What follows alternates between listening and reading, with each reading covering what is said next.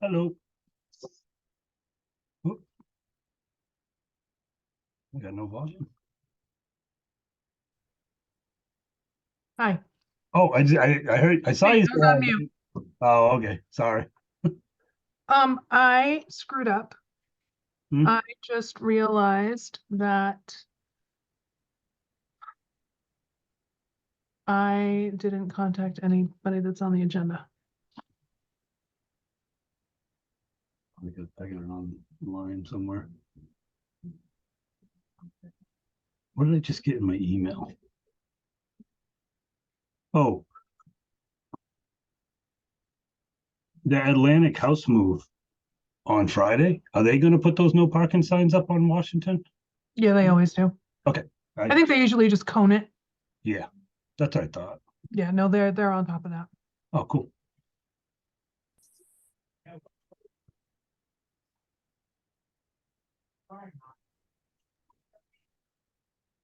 There we go.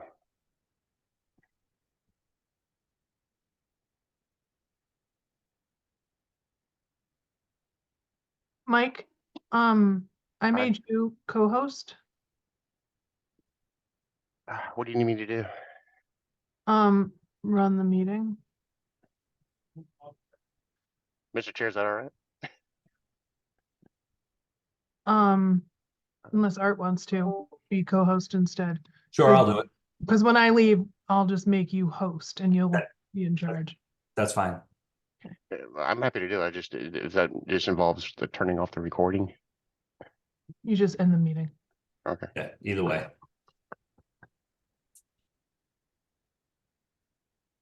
And sorry about that. I just wasn't sure that they were even gonna finalize the warrant last night. No problem. Thank you for being here to start the meeting. Yeah. That's what I found to be the challenge.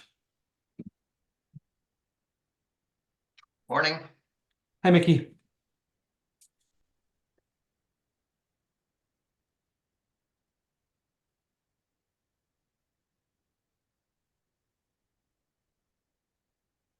Ray, is Drew also joining, or are you are an official DPW member that we can consider for a quorum or not?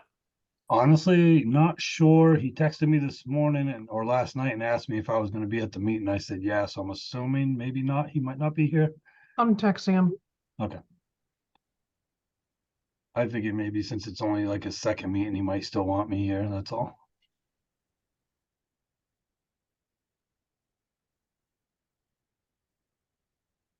It looks like I see we'll have a quorum, so Yeah. either way.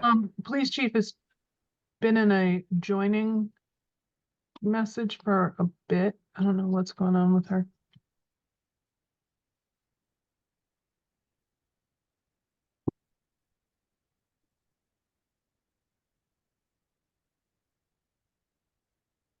Hey, Mike. Hey, good morning, everybody. Hey, Chief.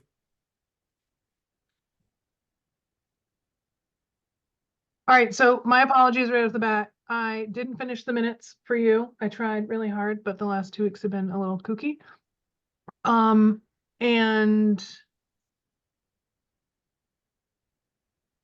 I don't think I told anyone about the meeting.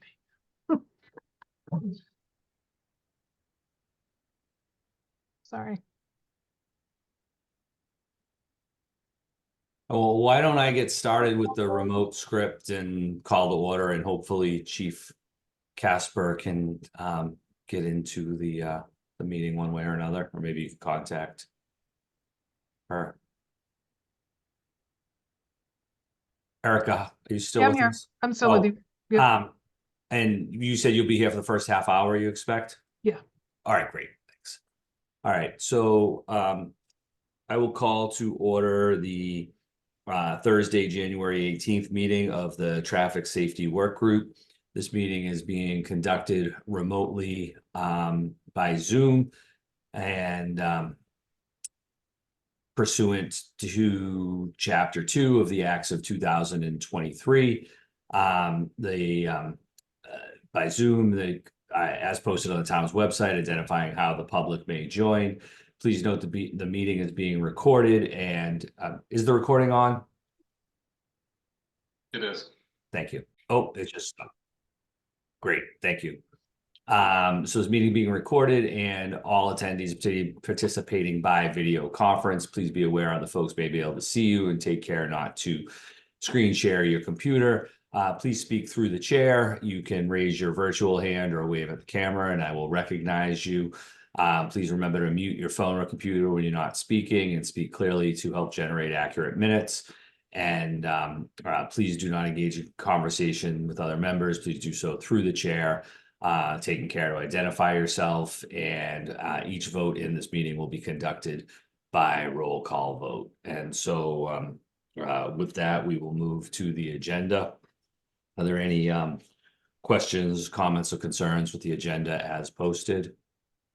Seeing none, we'll move forward. Is there any public comment for items that are not otherwise on the agenda?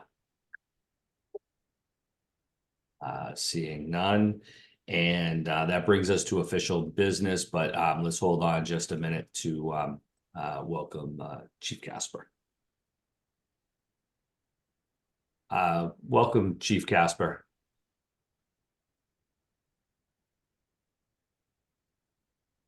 Can you hear us?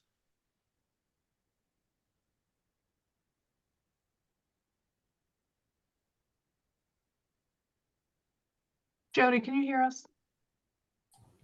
Yep, I can now. Thank you. Sorry, it took me a minute to get in. No problem. Nice to meet you, and welcome to the Traffic Safety Work Group. Thank you. Art, maybe call roll so the chief knows who everybody is. Sure. Mr. Sylvia is with us from the DPW. We have, I see that Mr. Moore from the DPW is also with us. And Transportation Planner, Mr. Burns, Fire Chief Cranston. Mr. Rowland is our representative for the Citizen on Disabilities. Is that correct, Nikki? Commission on Disability. Commission. And I'm Arthur Gasparo, and I'm the chair and citizen appointee by the town manager. I think that's it. It's a pleasure to meet you, and we try to meet once a month and sort of address things that get brought forth, typically by citizens, but also by any member of the work group. Yourself, if you notice something, you think that this is a good forum sometimes that brings together fire, police, DPW, transportation, to sometimes whether it's signage or direction of roads or parking, things of that nature. We are advisory to the town manager, so we don't actually have regulatory authority. It's anything that we recommend ultimately is then to just be decided by the town manager or the select board, depending on how it falls into the rules and regs and that sort of thing. So that's really kind of what we do. A lot of parking and yellow lines, people being able to access their gates, things of that nature. Sight lines, if there's places with brush sometimes that we notice or people bring forth, it can be helpful to review there. And we do try to accommodate public comment and input as much as we can. So with that, we would move on to, unless you had any questions or anything else. No questions. Thank you for the overview. Appreciate it. Thank you. Yep. And official business, the first item is Nan Tuk Tuk. Mr. Gormley has been before us before. Welcome, Mr. Gormley. We've received a proposal, which is in our packets, related to modifying the current operation that was previously sort of allowed, I believe, as a bit of a pilot program for the pedicabs. And with that, I would be happy to turn it over to you, Mr. Gormley, if you'd like to run through your memo and what it is that you're specifically requesting of the work group. Sure. First of all, thank you very much for including me in this meeting, Mr. Chair. And I guess it may make most sense just to go through each requests one at a time. So the first would be addressing section 316-2, segment A, which is essentially addressing how the select board has the power to determine the amount of pedicab licenses are issued each year. And I am filing a request for 4 pedicab licenses for 2024.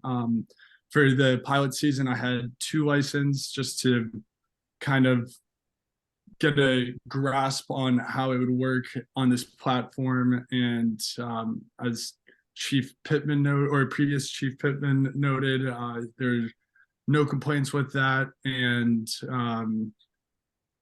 seemingly zero concern with increasing that to 4. So if anyone has any feedback or questions, I would be happy to discuss that section. Does anybody have any concerns specifically related to whether or not there are 2 or 4 licenses? I'm not hearing any on that. The first one that we had on the agenda, Mr. Gormley, was the pedal assist. Oh, okay. I never had the official agenda sent to me. This is just the memo that. Oh, okay. So, well, You're right. that's fine. We can take them. There's nothing to say we had to go in order. I thank you for going over the 2 versus 4. It doesn't sound like that's a point of major contention or concern. Perhaps you'd like to review the difference and request to add the pedal assist to the pedicabs. Yes. So the current definition for pedicab in the 2011 requirements or guidelines for pedicabs, it says that it must be powered solely by human power. I'm just hoping to omit the solely powered by human power section or sentence because for the pilot season, we were permitted a up to 15-mile-an-hour pedal assist, and that was objectively the right decision. It just made for much easier flow of traffic, and if anything, was just the safer, more efficient option. I see zero downsides to it. If anyone has any discussion points regarding that. Is there a concern with the adding of pedal assist? I guess I had a question. I mean, I'll open it up to everybody, but what does that increase the speed to? Is that up to 15 then miles an hour, or is it even more if you have pedal assist? So there's a governor for 15 miles an hour on it. So at absolute top speed will be going 15 miles an hour. And in the experience from the pilot season, that was never really the case anyway. The real benefit for the pedal assist is just more so that like acceleration that it allows, just so that you're able to more swiftly get moving and allow traffic to proceed. But 15 miles an hour would be the cap. That's what you had last year in the pilot? Yes. Well, if I could, for clarification, the pilot had a maximum of 15, but that meant someone actually had to pedal 15 miles an hour, right? No, There was no pedal assist. pilot, there was pedal assist with the pilot season. Per the BPAC recommendation, pedal assist was included with that, which was the one that ended up getting approved by the select board. Okay, so the change is to the definitions to allow the pedal assist, even though you had it under the pilot program, just for clarity. Yes, exactly. Okay, thank you. Mr. Chair, if it's okay. Yes, Mr. Burns. I actually support this. I think that's kind of a game changer and kind of what makes this pedicab actually work. I think we talked about that before the pilot. It seems like it's the experience has been positive on this. I would just suggest that class 1 and 2 bicycles, and Chief Casper, this is something that I'm sure I'm going to be working with your department on, just with public education of the different classes of e-bikes. We're picking 15 miles an hour. I think that's fine. But if we wanted to be even simpler on this, maybe we just go with just allowing only class 1 or 2 pedicab electric bicycles, which have by statute a maximum speed of 20 miles an hour. If we wanted them to be even, go lower for a lower speed, I think that's fine. Perhaps something to think about as we go forward is we don't just pick the speed, we just pick the classification of the electric bike. And that might be an easier way to go to be in line with state statute. But I don't know if I want to make that recommendation. I think the 15-mile-an-hour pedal assist is fine. I just want to raise awareness of the class system. Thank you. I'd have some concern. I'm already a little bit concerned at 15, going to 20. I'm thinking about the mass of these things.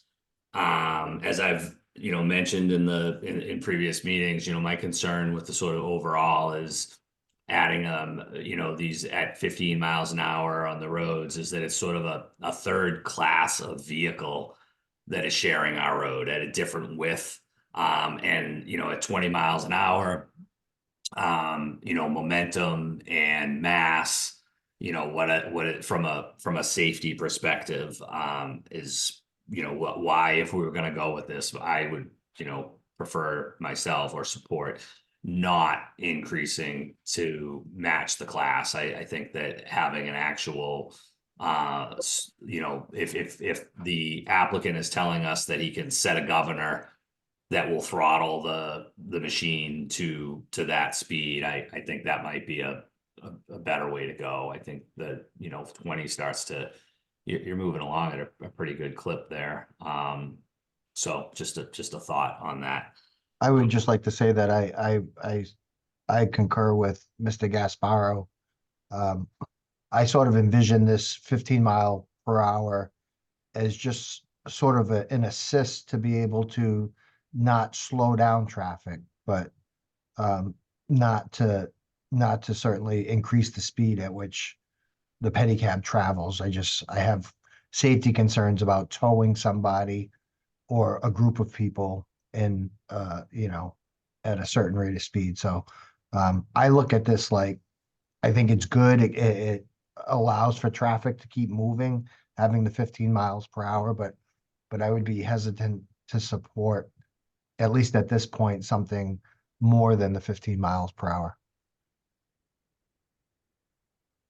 Thanks. And Mr. Gormley, you can live with the 15. Yes, yeah, happy to operate within those parameters. Is there any other further discussion or concern on the point of whether or not of a recommendation to change the regulations to allow pedal assist? As much as I personally have some concern on sort of the overall, as I've mentioned, pedicab in relation to other traffic, I do think that the pedal assist, if you're going to have it, probably makes sense. The getting going, the moving, hills, to the extent, that we have them. I'm sure if you're pedaling with a load, you would think we have them. So if there's no further discussion on that, we can, move on to, and then we'll take these, we'll have discussion on all of them and then have a final, I guess. We'll see what kind of motion we get in terms of them individually or collectively.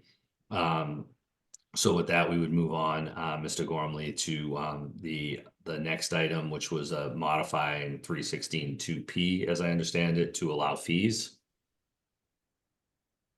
Yes, essentially it would just be a much better business model if we were not solely operating off of gratuity, largely because I am hoping to move more in the section of getting booked out for weddings, events, things of that nature, for which, these vendors are requesting a quote. So it's just, it makes it difficult to conduct business when I tell them they can pay whatever they like.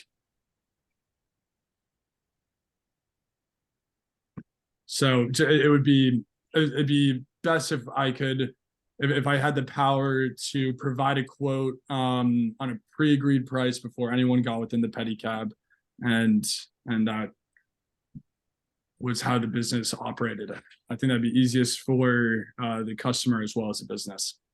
If anyone has any questions regarding that. I have a question regarding that. Do you have a planned fine structure in place? Is there something that you're thinking about what you're going to be charging people?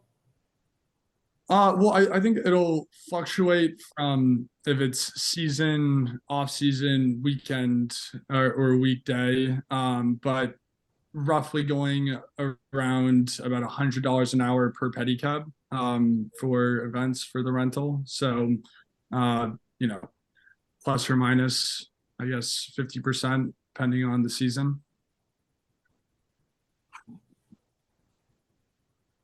Which is that's a much more competitive price than a lot of other areas as well. And furthermore, the gratuity based system, as far as within town goes, I think I still will largely keep that model.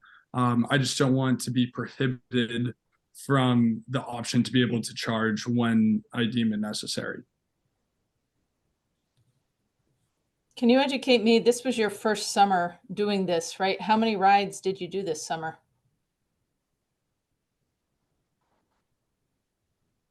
And I don't have I have that number not off the top of my head, but I have it in a spreadsheet if I can quickly pull that up. But some hundreds to give you a general idea. And it sounds like you're talking a lot about events, but also I know you're operating in the downtown area. So is your kind of model more toward events and less toward pickups downtown, or is it a hybrid of both? For the pilot season, the vast majority of the business was from downtown pickups, and then just a few blocks away drop off. But that being said, I'm hoping to steer the business in the direction of more events, and of course, we will still maintain with the pickup and drop off. I just prefer the business model of the event. So, and that's the main driving force behind the desire for charging. So per this section, but the business will operate within both realms.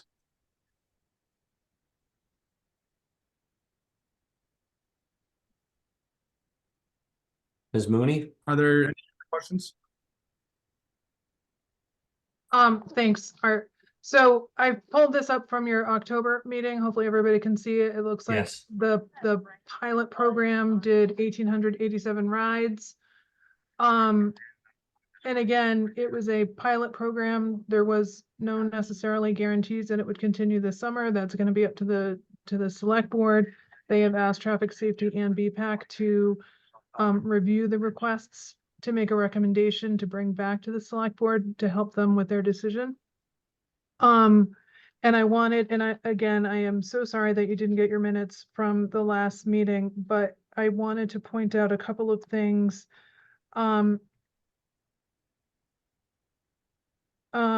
Former Chief Pittman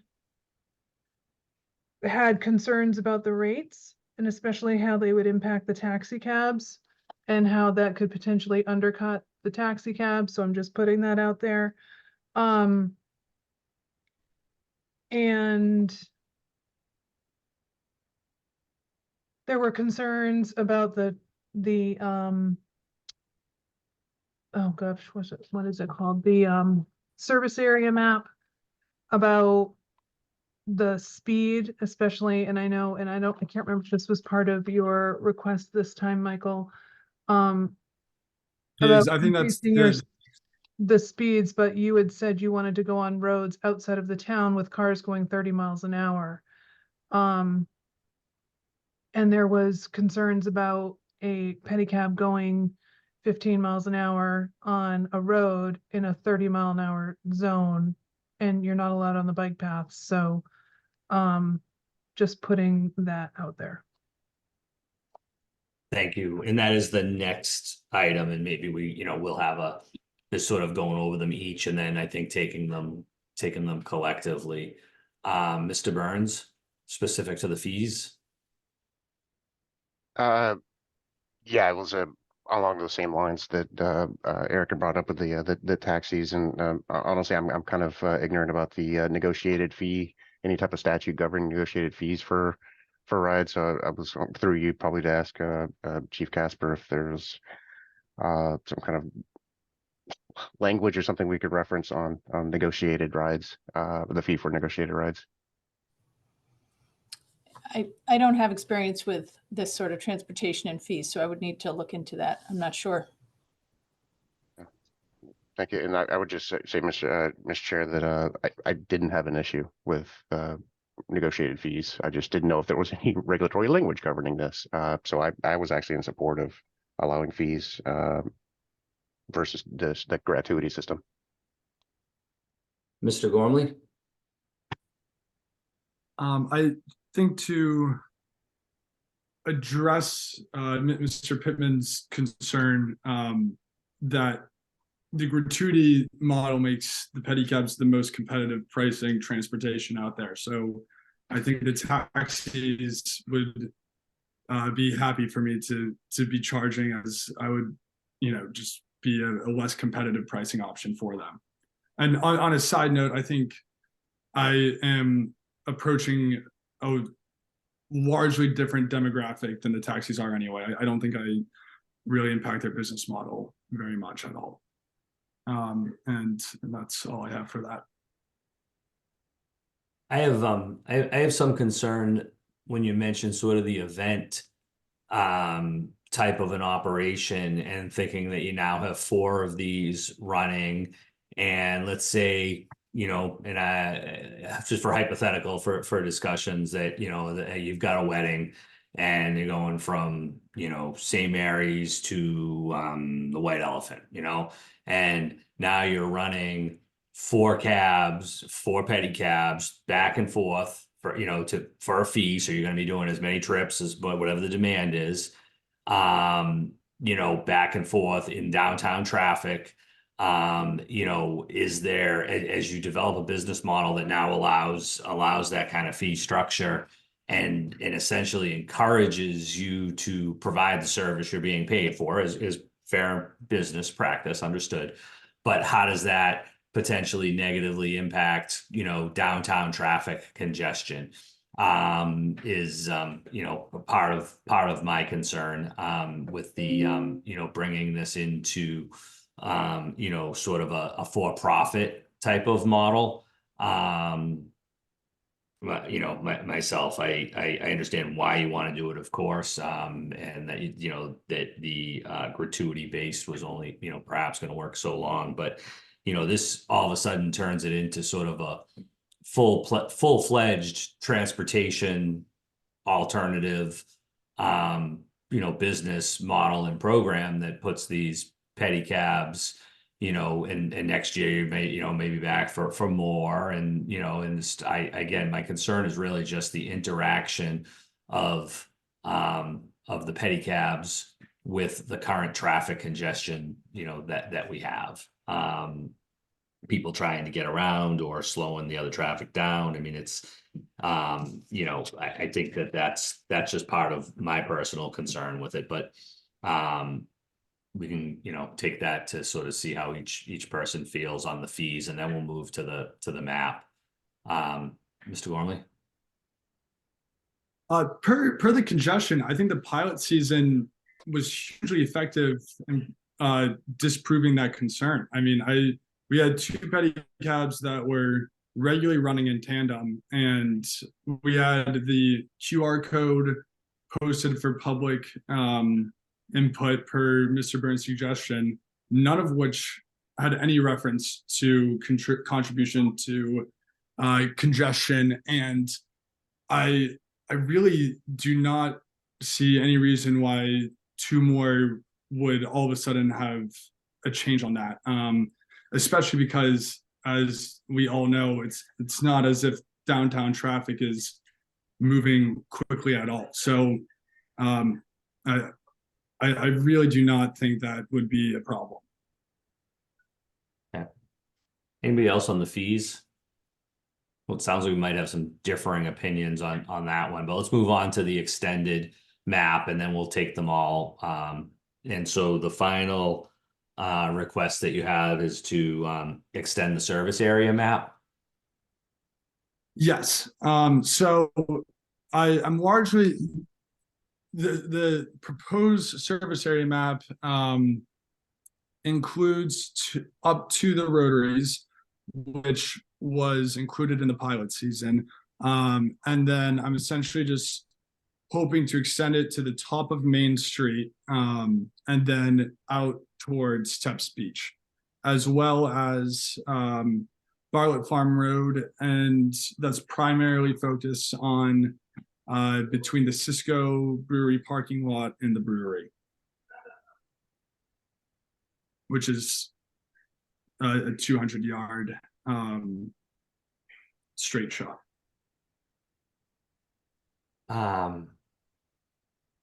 So the map that we have before us is the current, no, is your proposed operating area?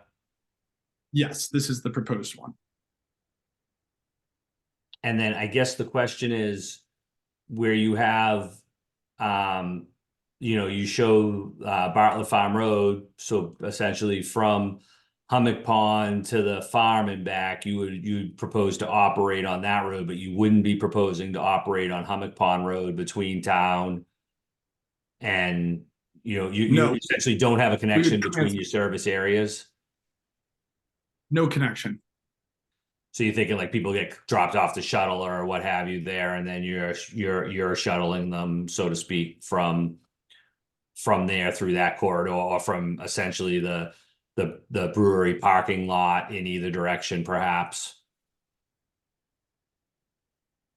Exactly. So just it's pretty easy for me to throw the pedicabs in the bed of my truck, so then I could just transport them out to Bartlett Farm Road, and then just as you said, from back and forth traffic from the brewery to the parking lot, with the occasional traffic out to Bartlett Farm Road for when there's large traffic going between those two. Ms. Mooney? I have to jump off this meeting. I apologize.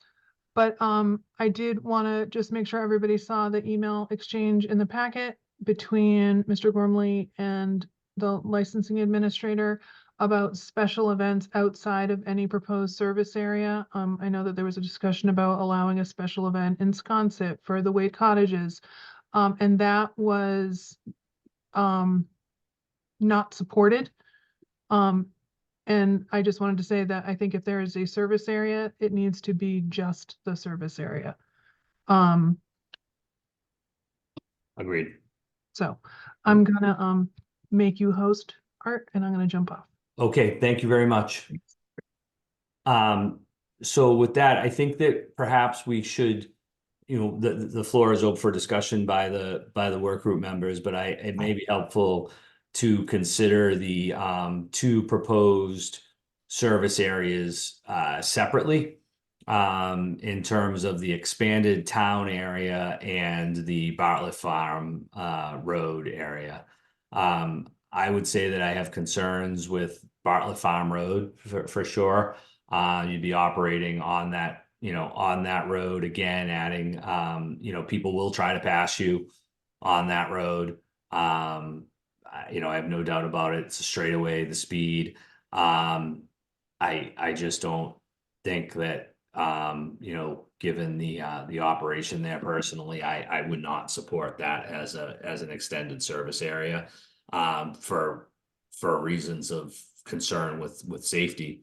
Again, of a vehicle that is half the width of the travel lane.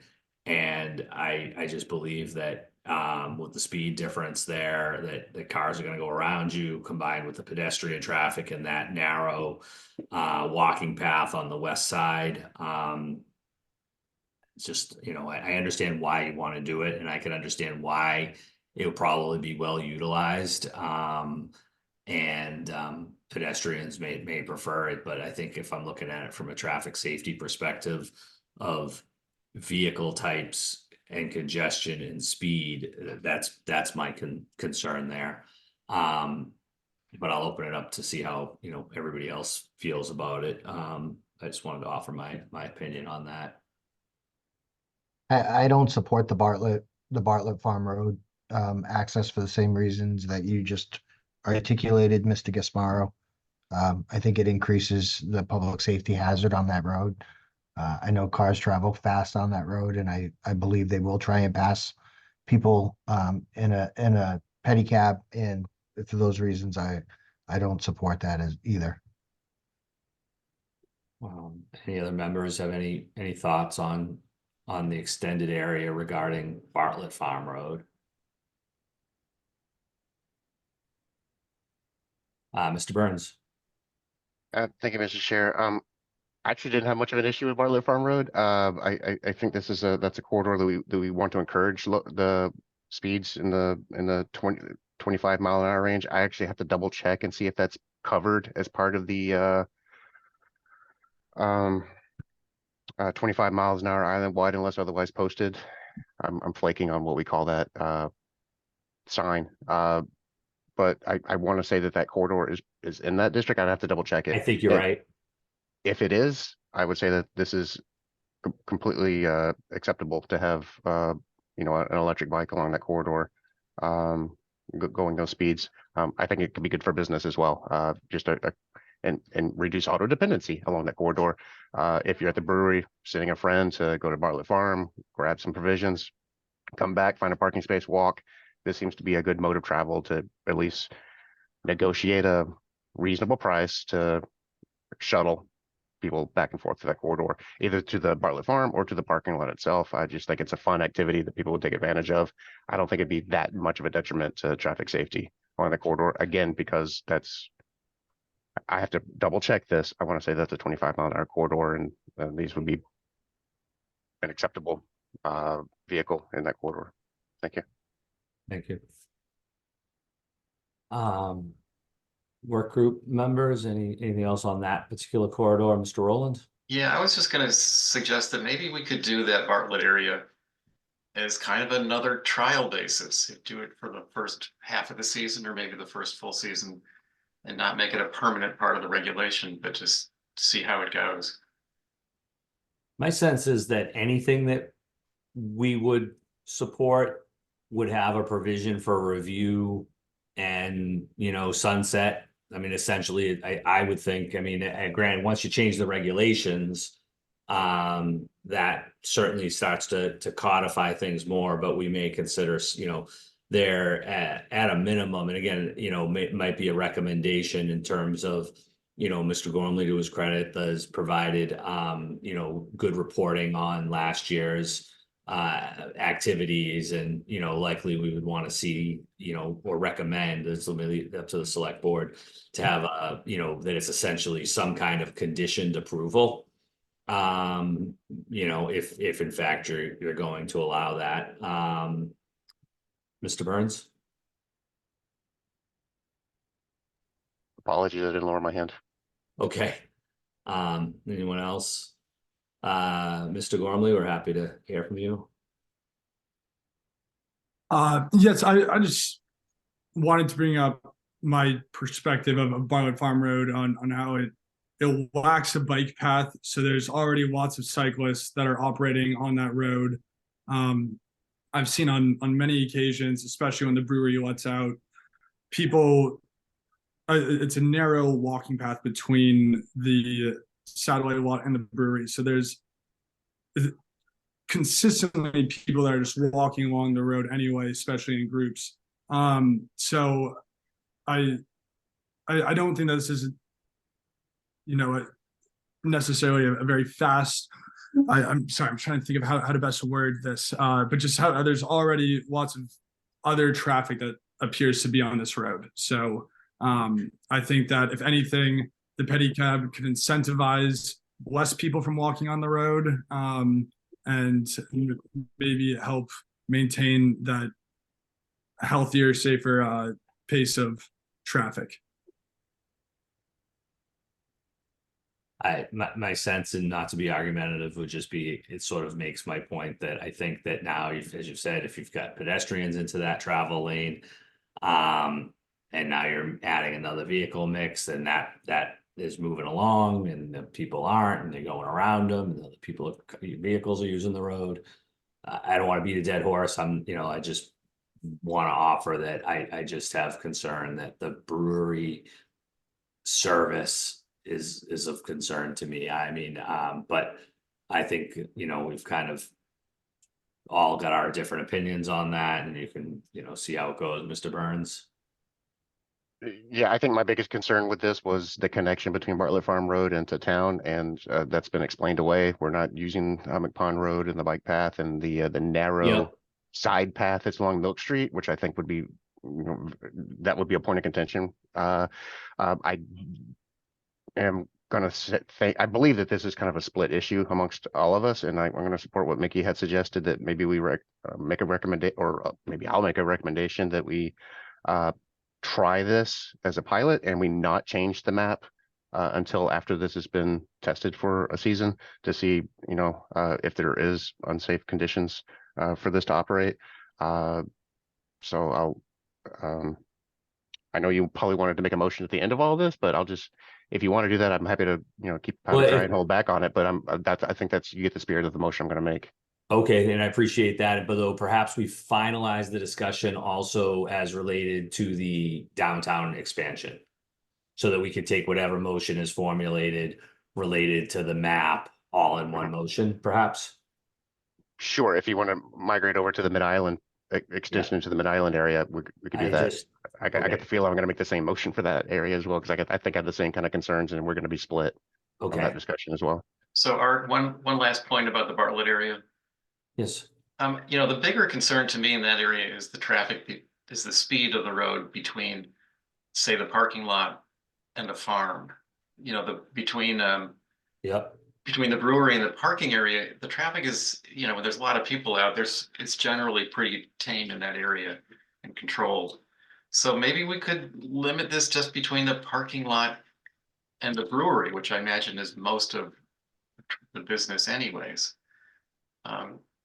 That would, you know, alleviate the concern of being in the faster traffic anyway.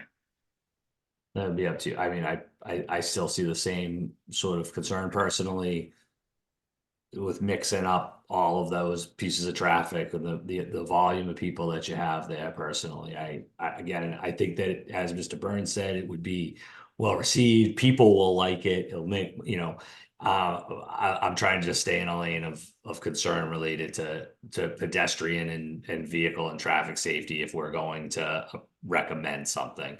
It's not that I don't think the pedicab, you know, I'm anti-pedicab or think that it's not something that would be fun or enjoyed. It's solely related, I think, to a charge related to traffic safety. But why don't we talk about the downtown area, and then Mr. Gormley, I will come back to you. You know, you'll have your fair chance to, and we'll kind of we'll try to work this out and see where we maybe end up on it. So the expanded downtown, and perhaps Mr. Gormley, you actually could help us with this. What is the change? Could you explain the change again on what last year's pilot limitations on the map was versus what is proposed here? You're muted, Mr. Gormley. Thank you. I'm trying to see if is there any way that I can pull up the previous I don't think I have that map, or is okay. What would it be easiest? Have that over to your, I guess I could just explain it. So Mr. Chair, I'm happy to previous share map, my screen if that makes it easier. Sure, I'll stop and Mr. Burns, if you have the other one. Okay. Thank you. Can you see that all right? Yeah, that's a perfect comparison. Thank you, Mr. Burns.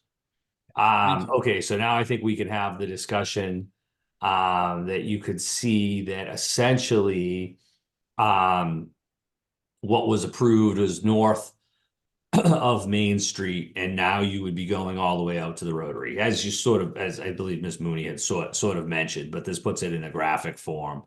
You know, and again, I am concerned with the Orange Street, Union Street conflicts.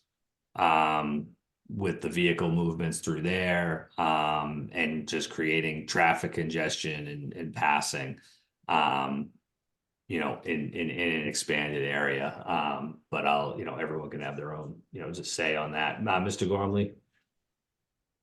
Sorry, just to quickly interject. So this right here was the 2011 map, which is largely indicative of what it was, but per Mr. Bridges' recommendation with BPAC, the pilot season extended up to the rotary. So Orange Street and Union Street were included in the 2023 service area map.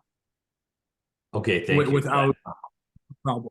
And I think that worked particularly well because those are already cycle share the road zones. So we had with zero altercations or negative interactions in those zones. Thank you. Does anybody have any comments or concerns with the proposed expanded service map? Mr. Rowland?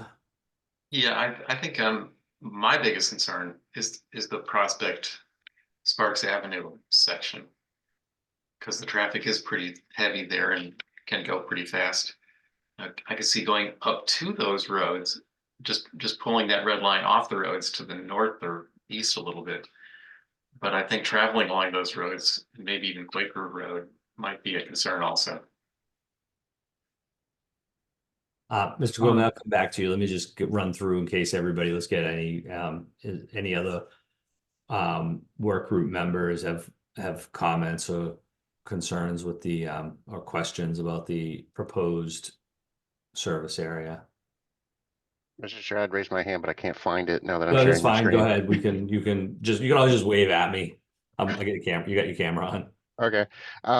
I would just trim this a little bit. I think Mickey's right. I think Sparks Avenue might be a little bit non-conducive for this area. So I'd trim it a little bit there, and then I would trim it closer to the rotary. It looks like it's grabbing a little bit of the circle there, and I don't think we wanted the pedicabs to actually go through the rotary itself. So I would trim it back a little bit. Maybe at West Creek Road is probably as far southeast that you would want to southeast as you'd want to go.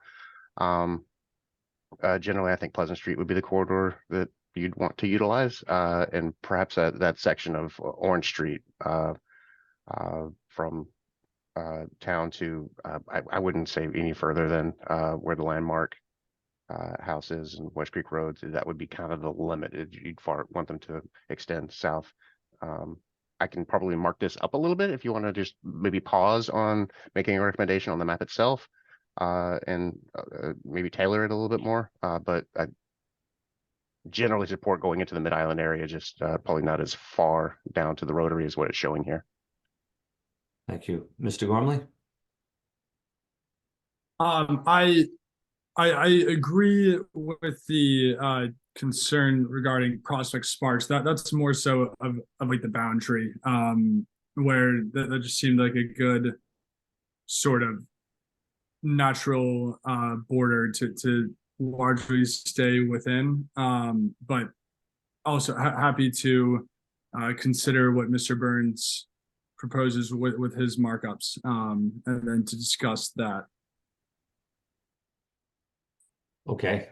Mr. Burns, you want to take a shot at that? Yeah, I can take a shot at that.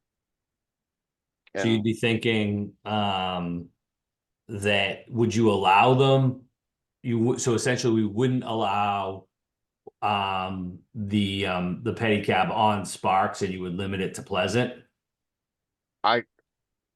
If I was to edit this, I would remove Atlantic Avenue from this because it would contribute traffic into the Four Corners intersection. I don't know if that's conducive or not. Agreed. Even Williams Lane, that section between Pleasant Street and Sparks Avenue, eliminate that. And that would pretty much cut out that section of Sparks Avenue. Yeah, it would essentially redraw that red line down the Pleasant Street corridor effectively. And then I wouldn't go as far down any further than West Creek Road, and then draw it up Yes, thank you. Um, Is that kind of what you were thinking? pretty much, I would actually bring it back over to York Street to Prospect Street, but then that's like the truck route. So I like what you're drawing there. That kind of just So it's kind of, it encapsulates Main Street. You can operate on Main to Pleasant, Pleasant to the Rotary becomes essentially the boundaries. yeah, there is a section there on Mill Street that I think that when we did the when Michael Gromley actually pedaled Erica out to the Yeah. old fire station, he used a corridor of Gardner to, is that New Dollar Lane? No, yeah, there's that section of that's New Dollar here, but I think this is That's it's it's actually Milk part of Milk Street. Street that comes right into Gardner. So if you were to come across, so you're thinking that you would modify the gosh, I'll have to, I'm making sausage here.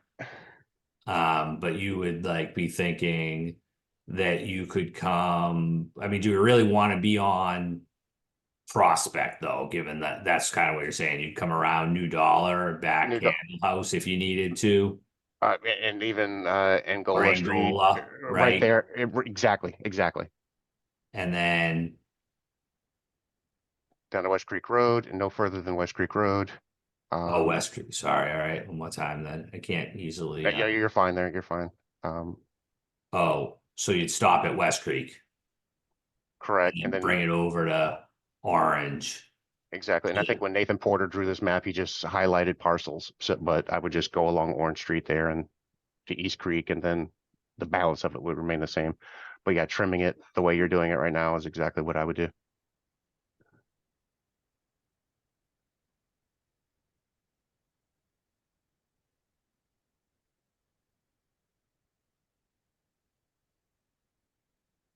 So this would be the revised boundary for discussion purposes. I would be okay with that. But I think that's where we should start our discussion is right there. I think we can all agree that Prospect Street's probably not an ideal corridor. Sparks Avenue is probably not an ideal corridor. The Rotary is probably not ideal. So let's just take those out of the equation and then discuss this boundary here. I agree with that. Okay. So we've got a revised proposal for this, and then you've got the Bartlett Road, perhaps limited to the brewery to the parking lot, or just leave that one as is. And I'm asking you, who's probably gonna maybe make a motion on this. I mean, I'm you know, so I'll put this however you want it. I would, didn't- I would make all these motions like separately because there's, Yeah, I can just tell you from my perspective, I would support what we just talked about with the downtown district expansion, but I can't support the Bartlett Farm Road one. So if we can separate those, I think it would be easier. fair, that's good discussion. And there may have to be, might have to just see how it goes. I mean, Mr. Burn, someone might make a motion on both and it goes, but it's good to know where sort of, everybody, each member is on this to perhaps come to some, sort of consensus. Mr. Sylvia. You're muted. Sorry about that. So that Bartlett Farm Road is 30 mile an hour, not 25. Just looked it up. Thank you.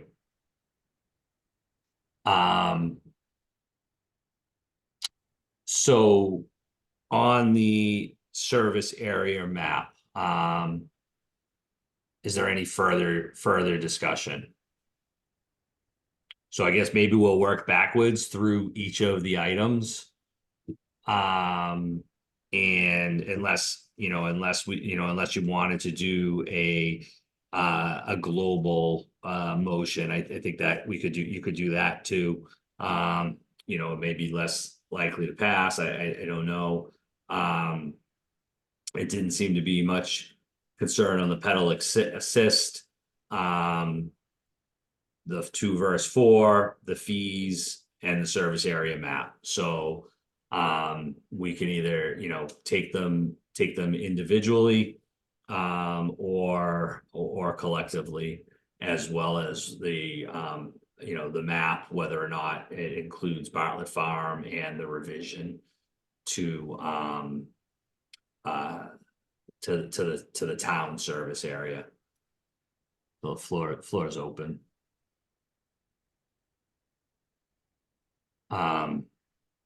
Might if no one has anything here, I'm gonna stop the share just so I can see everybody.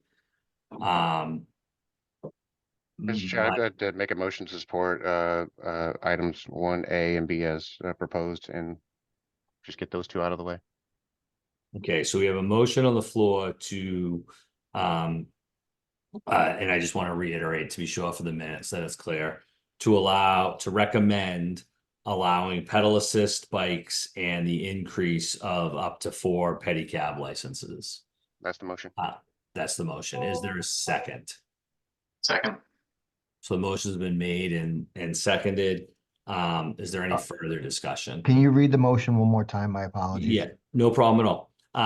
The motion is to recommend amending regulation 316(1) to allow or permit for pedal assist bicycles, and to amend 316-2A to allow for 4 pedicab licenses. And the motion's been made and seconded. Is there any further discussion on the motion? Hearing none. Mr. Burns, how do you vote? Aye. Chief Cranston, Aye. Chief Casper, Aye. Mr. Sylvia. Aye. Or I'm not really sure, honestly, if I don't mean to interrupt the vote, but DPW, Mr. Patnode, should I be deferring to you or Mr. Sylvia for the DPW's position? Mr. Sylvia, thank you. Thank you very much. And the chair votes aye. So I also. I'm sorry, Mr. Rowland. Thank you. It's sidetracked there. I appreciate that. So, Mr. Gormley, you've got the support of a recommendation on those 2 items. So now I do think we maybe take the fees and the map areas separately. Is there a motion related to allowing the fees for pedicab service? I'd make that motion. And is there a second? Second. All right, so is there any further discussion on that motion? I guess my discussion on that would be, what should we be more specific if we're going to recommend fees that the select board can, review, and maybe they would do this anyway. It's not really up to us, but I'm just putting it out there. That the fee schedule be reviewed and adopted. Like, I don't know if how the regulatory, and this may go to Mr. Burns's point, perhaps there's already some regulation or authority there, but is it just wide open, or is there very similar to the cabs? Is there an actual zone map fee structure? If we're going to recommend fees, perhaps it should not just be carte blanche fees. It should be with a condition that suggests that the select board, consider adopting a rate chart, if you will, from the applicant. So that's just for discussion purposes on the motion. Chief Casper? Yep, I completely agree. I think the select board is going to want to have some input on that. And I think similar to the way that cabs operate, you know what you're going to pay when you get into it. Usually it has to be posted somewhere, sometimes on the side of the cab as you're getting into it. So I think that kind of oversight, and it would be consistent with other, higher transportation for hire that you're hopping into. You know what you're going to pay. So I think we should absolutely make a recommendation that the fee structure is introduced and that it parallels other ride for hire operations. Mr. Burns, is that something you would consider amending your motion to include? I'll say yes. Again, I'm just going after just the change to allow a fee structure, not knowing what that fee structure is. I think we need to get beyond the gratuity as what's being requested, and that we actually adopt some kind of fee structure, whether that's a negotiated fee, a not to exceed, or we mirror the taxi cabs for downtown to downtown trips, and that's the rate, because that's what we charge for taxis. I don't know the answer to that. So the motion was to just allowing fees for service, not actually what the fee structure is. So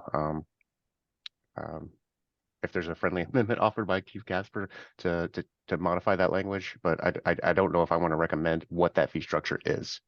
No, I don't think any of I don't mean speak. I don't think any of us are suggesting we would try to get into that kind of level of. It would just be to be specific enough that that a specific fee structure should be approved. If that's the clarifying language, I'd make I'd modify the motion to allowing a fee structure for petty cab service. Okay. Is there any further discussion on that point? I mean, this is a bit of a change. I'll tell you that I don't support the change just personally.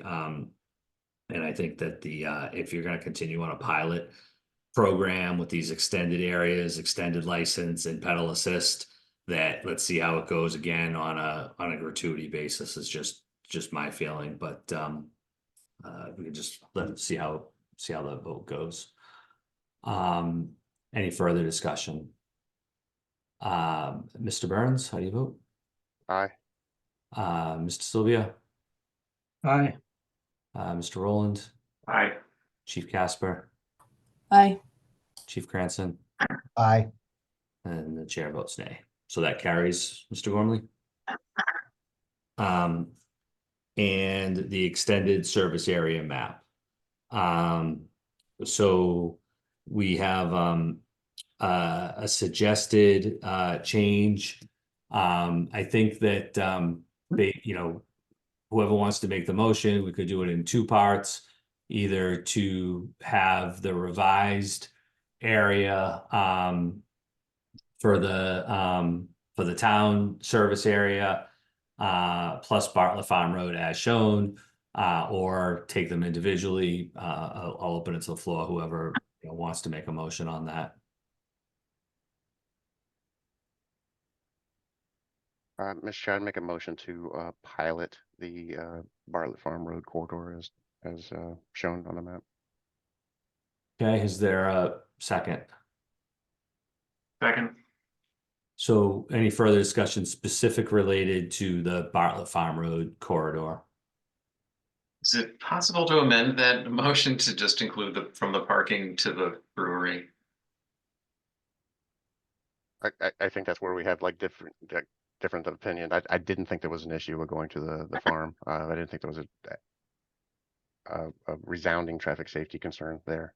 So it's just my opinion. I know we're split on this, but I'd keep that motion myself. And again, this is the pilot, not to change the map, but to pilot the area just to see if it's a good idea or not. So there's a motion on the table to include the Bartlett Farm corridor from Hummock Pond Road to the farm. Is there a second? Okay, so that motion dies for a lack of a second. Want to try again, Mr. Burns? Or Mr. Rowland? I'll let Mickey make that. Or another modified motion would be simply to adopt the map with the revision to the town area and not include Bartlett Farm. Just I'll try a motion to just include the area from the brewery to the parking lot. so the corridor would be from 5 Bartlett Farm Road to the parking area at whatever number, we'll just call it the brewery parking lot as a service area. Is there a second? I'd second for discussion, just to clarify, this is to change the map, not to pilot the change or the corridor. Is that the motion? Mr. Rowland? What do you mean by the pilot? Yeah, I guess what is that distinction? Just as we piloted this last summer, a modified area, this would just be just try it out for the summer to see if this is a concern or not, and whether we should continue in subsequent years to have that corridor, but from the Humming Pond Road to the parking lot. If we want to just change the map now, that's fine. It just makes it permanent rather than testing it. I would say that it's probably, let's say make it a pilot for this next season to include the parking lot to the brewery. I'd second that, Mr. Chair. All right, so the motion's been made in second for a 1-year approval pilot, if I'm, or 1 season approval of pedicab service between 5 Bartlett Farm Road and the parking lot on Bartlett Farm Road, just for clarity in the motion that's been made and seconded. Mr. Burns, how do you vote? Aye. Mr. Rowland? Aye. Ms. Sylvia? Aye. Chief Casper? Yes. Chief Cranston? Nay. And the chair votes no, so that carries 3-2. And with that, we will come back to the pilot area, I mean, the service area as related to the town. Is there a motion to approve? I could reshare the screen if that helps. To approve the pedicab service area revised, and I can send this to Erica to be bounded on the southwest by the line shown in blue. I can make that motion to accept the revised map. And is there a second? Second. My motion's been made and seconded. Mr. Sylvia, how do you vote? Aye. Mr. Burns? Aye. Mr. Rowland? Aye. Chief Casper? Aye. Chief Cranston? Aye. And the chair votes aye. So I think with that, Mr. Gormley, you have positive recommendations to the town manager on most of your items. Thank you very much for taking the time to discuss this. I really appreciate this. Okay, good luck. Take care. Thank you. Thanks. And with that, we will move on to the continued review of the loading zone and parking on Coffin Street. I will share the screen here. Is there anyone from the public to speak on this item? Not seeing anyone. We had the operators for the lobster trap on at our last meeting. The Weldons, I don't know if they were aware of today's meeting or not. Mr. Burns, did you prepare these options? I did, and I'm happy to run through the 3 options we discussed in the field with police, DPW. Yes, please. And planning. So option 1 was for the Coffin Sorry Street. for the. Yeah. That's perfect. Yeah, option 1 was the Coffin Street corridor to use that area for a loading zone. This actually extended the parking area from Washington Street as shown there to create 58 feet of parking, increasing parking from 2 to 3 vehicle capacity. There was a yellow line recommended 16 feet in front of a gate, so that there was no parking in front of the gate access there. And then a marking of a 42-foot long loading zone as shown there to be 8 feet wide. And that would again allow remove the conflict with the takeout area, would allow access to the gate and to increase parking along that corridor. The second option was to there's better photographs of option 1 there, and again further up the street of what that would look like.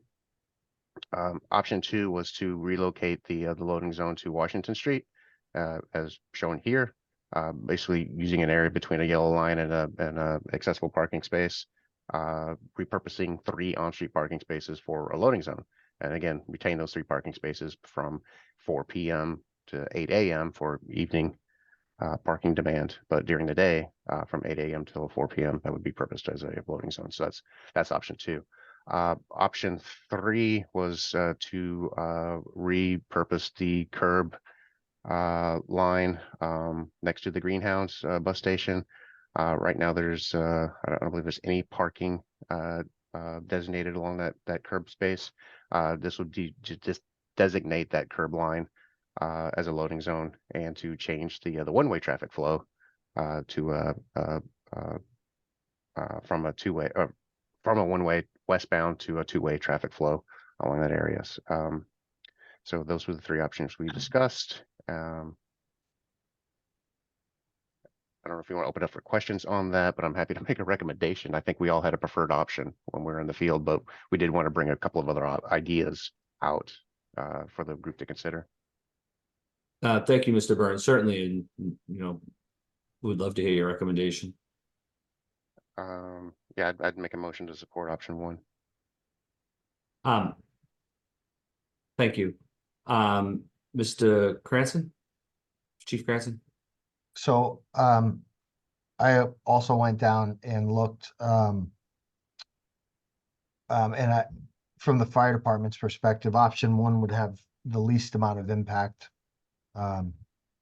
for our apparatus, based on the present situation. So I would concur with Mr. Burns. I would recommend option 1.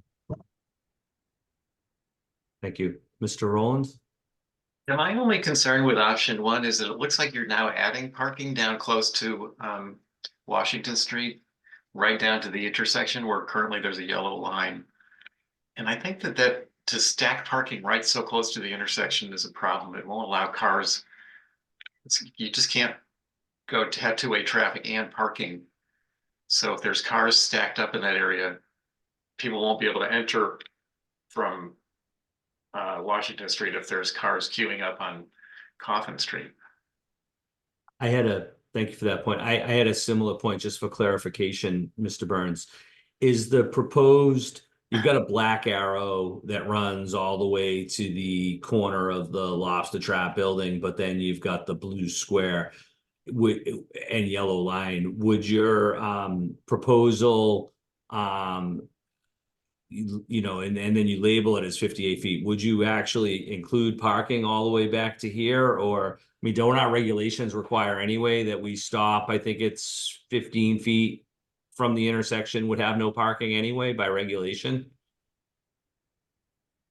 You're exactly right. And again, this is just an idea to increase on-street parking in the area. We didn't feel that, Mickey's raising a fair point that if you're turning on to Coffin Street, you can use that area to kind of pull out of the way because it is such a narrow corridor. Probably designed for one-way traffic flow, but it uses two-way traffic flow, as a lot of corridors are on the island.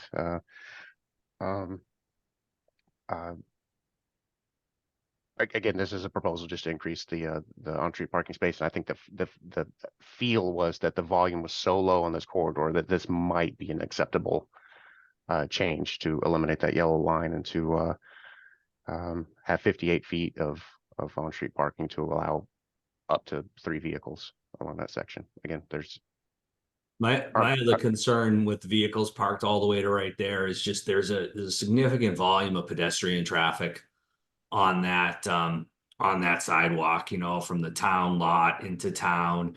And then, does it block pedestrian sight as well as vehicle? If you got drivers that are northbound or northeastbound on Coffin Street and pedestrians, and there's a vehicle right there. I mean, I'm supportive of the overall concept. I just think the tweak of keeping a yellow, I understand the desire to increase parking as much as possible, but from a safety perspective, my sense would be that it might be a better idea to keep that, keep 15 feet there with a yellow line, so that both the pedestrians, as well as if a vehicle if you got that conflict, it gives you the spot for a vehicle to stop short, if you will, while the other vehicle exits.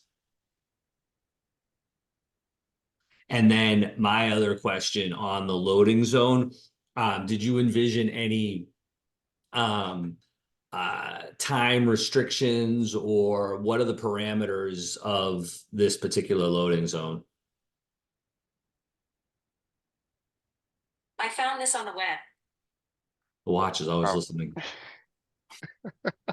I don't believe we discussed time restrictions for the loading zones. That might have been an oversight as far as development of this option. But the as shown in option 2, the idea was to have a loading zone designated from 8 a.m. to 4 p.m. I would suggest that probably this area for option 1 be done the same way. I Yeah, think we discussed that in the field. I just neglected to put that into the text box here for the option 1. Perfect. I think that makes sense. That'll accommodate the Cisco or US Foods trucks while they're on island making the deliveries to the restaurant. As well as open up some parking for the nighttime use downtown. I think that's a win-win personally.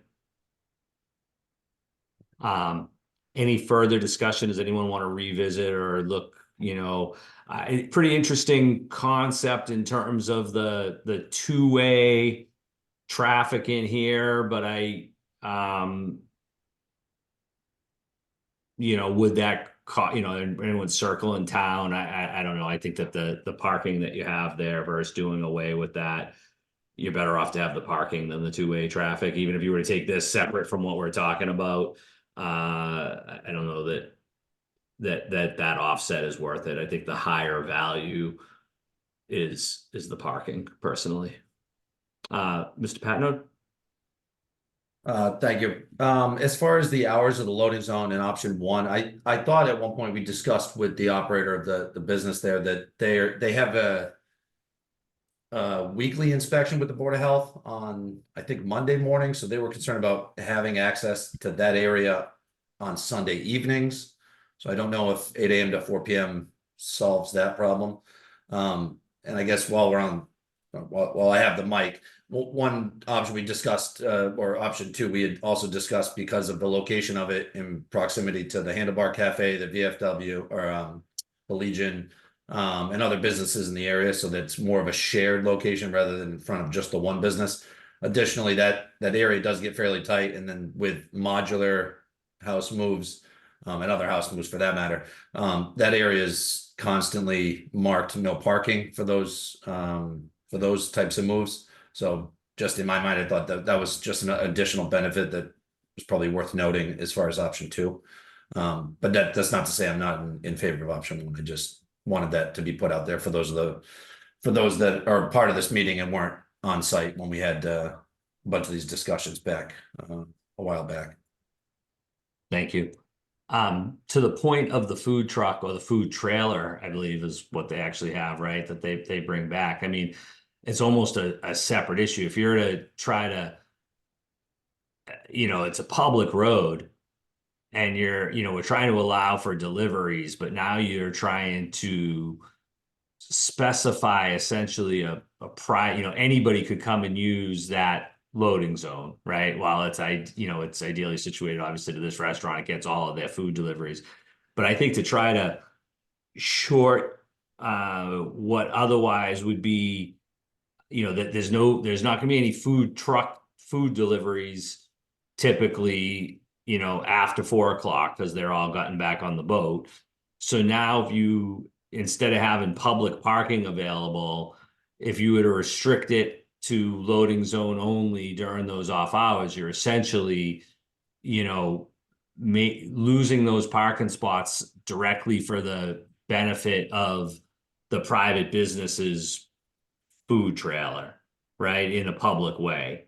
I mean, and maybe that's something for more on the select board than traffic safety. It's kind of more of a policy probably issue. But I feel like providing the loading zone, and they could use that loading zone during those hours for their use in their food trailer. They're just going to have to, make it work, or figure out an alternative location for a inspection or some other other thing. I think we've provided the zone, but I would like to see that zone, 7 days a week at 4 o'clock be available for public parking. I think that's a real win-win. They still get their deliveries right next to their restaurant, and the public still gets the parking and the other hours.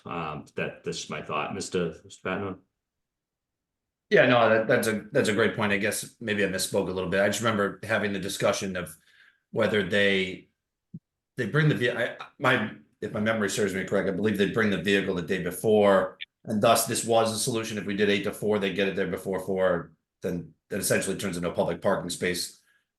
And if they're there, they can use it. Or that by doing 8 to 4, they have to bring it in the morning, and it still allows them that space. I think Mike had some notes on that. I don't, but And it would be timed public parking, right? It's in the district, so this would be 2-hour parking. Yeah. I believe. Mr. Burns, does that match your thinking on this area? I'm going to say yes. Okay. I gotta double check if this is a 2-hour zone or a 1-hour zone. Either way, it's going to be, you're not going to get a residential exemption sticker for a food truck trailer that, whether it's even if it is the 2 hours, or presumably or not. So I think there seems to be general consensus on, and this is really to get at also that, no more cones and signs and, private blocking of public, if given them a loading zone, they're going to have to adjust there, so everyone's got to give a little here, I think, is my sense. But, I hope that they got we're working with them, but also they've got to, we don't want to have the sort of enforcement issue that the police have to address when we've already asked the operator to not be putting obstructions essentially in the road. And this was a discussion, Chief Casper, that so you're aware that we had previously, and Chief Pittman had expressed the sort of the concerns, as I think we all had. The operator had been putting sandwich board type signs and cones in the public way to keep a space available for when they came back with their food truck. And there's sort of a conflicting regulation where they had a requirement under their conditioned health approval related to the food service trailer that it comes back every certain amount of time, daily or whatever, for cleaning or inspection or what have you at this point. Mr. Sylvia. Yeah, on just maybe I misunderstood you, Art, but the option 3, just so you know, along that curb is no parking, so you're not losing any parking along that curbing. So I thought maybe I misunderstood. I thought you thought maybe we were losing parking there, but there's no parking there. No, but there is parking on the opposite side in the blue. Yeah, that's the triangle for, and that's usually pretty far away from that, but I can understand maybe keeping it one way with the loading zone, but it used to be a 2-way. Right. It used to be parking there. So I just wanted to clarify that. That's all. Maybe we don't want to muddy the waters or take this as a separate, matter.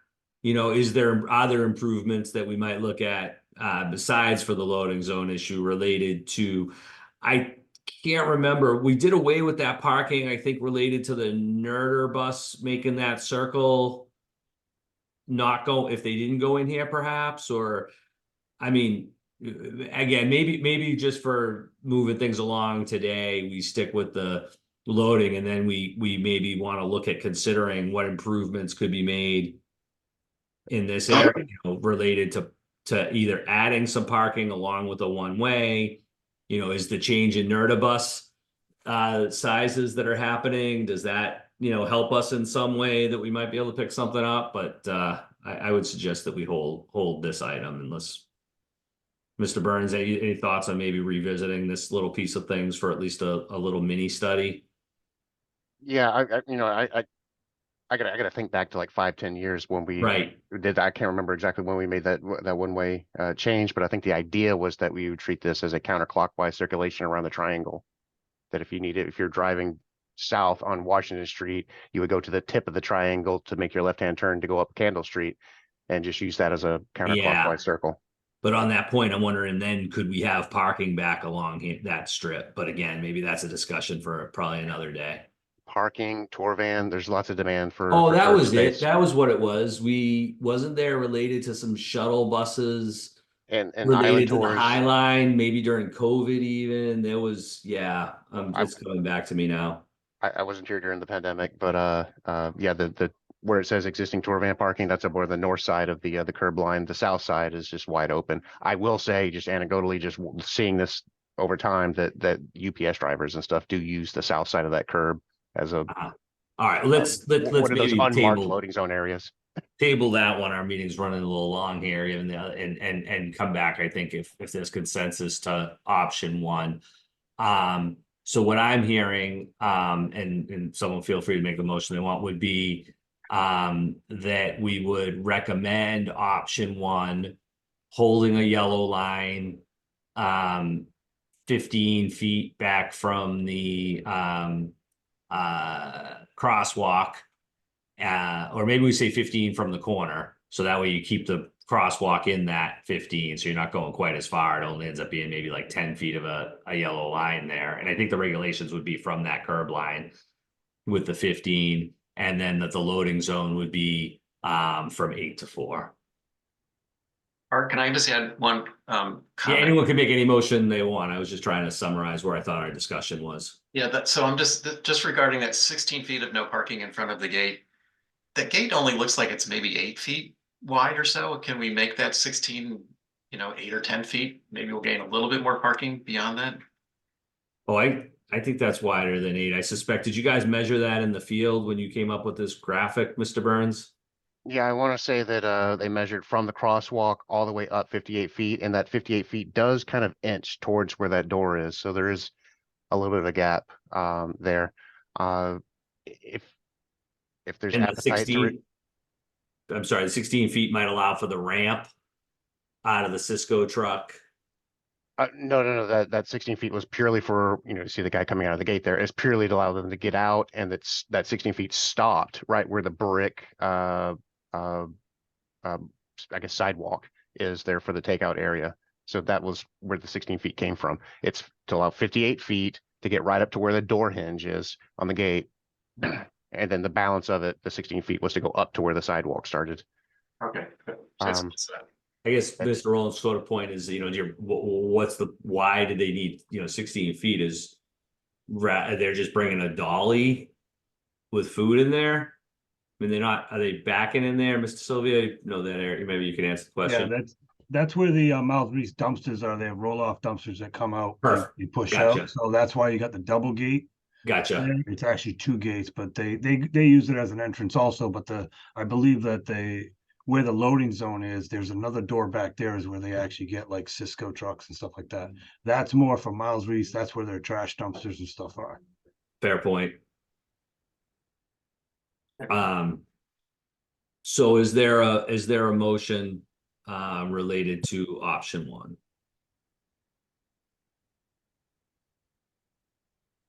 Mr. Chair, I think we almost want to talk about the parking change as this is pretty much 2 things. One is for the loading zone and the marking out of the space, and then the time, and then the on-street parking closer to Washington Street. If we want to break those into 2 motions, Feel free.